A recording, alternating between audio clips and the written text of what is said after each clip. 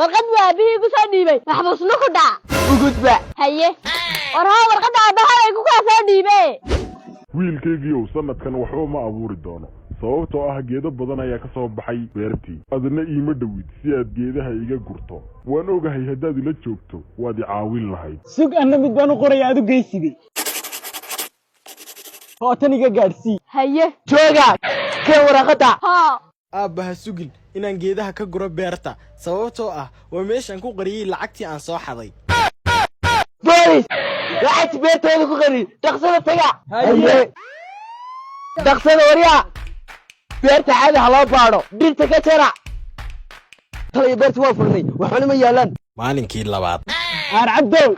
ها أبها واحد كتير هذا أبو وين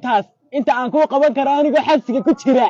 wal cadmay oolin booliska inoo falay waa khiyaabay